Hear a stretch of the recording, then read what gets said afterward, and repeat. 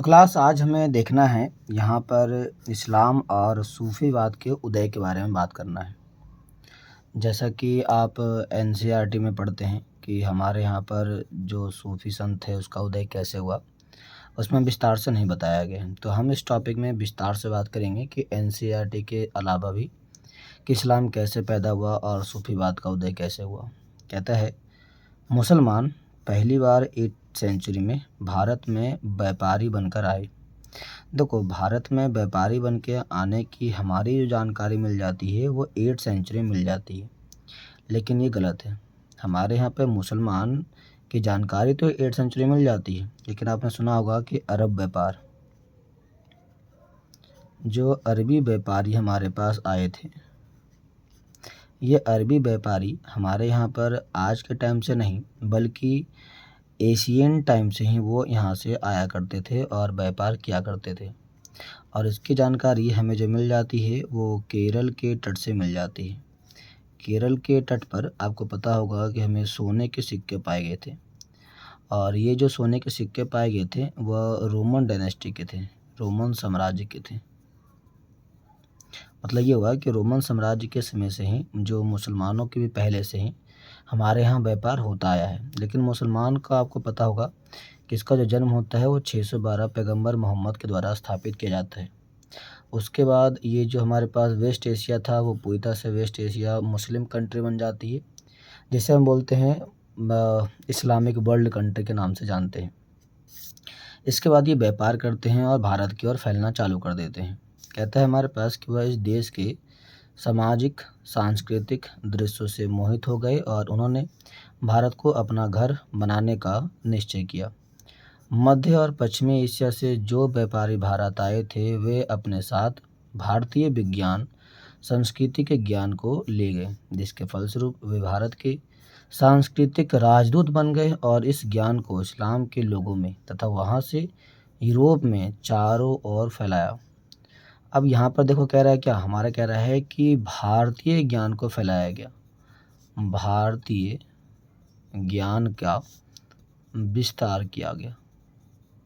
अब भारतीय ज्ञान के विस्तार से आपको पता होगा कि भारत में हमारे पास जो पाए जाते हैं वेद और जो पाए जाते हैं पुराण, इन वेदों और पुराणों में प्राचीन टाइम से ही बताया गया है कि भारत जो है वह विभिन्न क्षेत्रों में पारंगत है, अर्थात वो निपुण है, चाहे तो वो गणित में हो या फिर वो साइंस में हो या तो फिर वो किसी भी फील्ड में हो। हमारा जो पहले से शास्त्र है बताता है कि हम पहले के मुकाबले में या पहले से ही काफ़ी ज़्यादा रिच थे। तो जो भी व्यापार करने के लिए यहाँ आया करते थे वही लोग इसे बाहर की ओर फैलाने का भी काम किया करते थे। कहता है अप्रवासी मतलब बाहर से आए गए लोग, मुस्लिम या मुसलमानों ने स्थानीय लोगों के साथ वैवाहिक संबंध बनाने के आरंभ किए तथा एक दूसरे की संगति में रहना सीखा, आपस में एक दूसरे के विचारों रिवाजों को अपनाया और हिंदू मुसलमानों ने एक दूसरे को पहचाना। शिष्टाचार, बातचीत, रीति रिवाज तथा बौद्धिक अनुकरण में समान रूप से प्रभावित किया। मुसलमान भी अपना धर्म इस्लाम अपने साथ ले आए, जिसने भारतीय समाज और संस्कृति पर गहरा प्रभाव छोड़ा। अब हम इस पाठ में पैगंबर मोहम्मद और इस्लाम के बारे में कुछ जानने का प्रयास करेंगे। तो कहता है क्या, पैगंबर मोहम्मद ने 7th सेंचुरी में अरब में इस्लाम धर्म की स्थापना की या उपदेश दिया। तो इस्लाम धर्म का जो उपदेश दिया गया है वो 7th सेंचुरी में पैगंबर मोहम्मद के द्वारा दिया गया था, और इनका जो जन्म होता है वह अरब के कुरैश जनजाति में 571 में होता है, और वो 622 ईस्वी में मक्का से मदीना जाते हैं। और मक्का से मदीना आने के बाद ही इससे हिजरी काल की शुरुआत होती है। देखो नाम आया हमारे पास हिजरी काल। अब यहाँ पर कई सारे आपको इस प्रकार के शब्दों के बारे में सुनने को मिलेगा। हिजरी काल हो गया, डिफरेंट टाइप के और समय के बारे में आपको मिल जाएंगे। तो हिजरी काल मतलब हुआ, यहाँ पर जो बताया जाता है वो है आपका, अर्थात इस्लाम धर्म के बारे में स्थापना के बारे में बात की जाती है। कहते हैं मुस्लिम आस्था के अनुसार कुरान अल्लाह का दिया गया संदेश है, मतलब कुरान में जो भी चीज़ लिखा गया है वह अल्लाह ने कहा है वही चीज़ लिखा गया है। जैसे कि हमारे यहाँ भागवत गीता है, तो आप कहते हैं ना कि भागवत गीता में वही चीज़ लिखी गई है जो भगवान श्री कृष्ण ने लिखा था या कहा था। ठीक उसी प्रकार से अल्लाह ने जो कहा है वो कुरान में लिखा गया है। जो उन्होंने फरिश्ते गैब्रियल के द्वारा मोहम्मद तक पहुंचाया था और ये संदेश बहुत सारी भाषाओं में अनुदित किया गया है।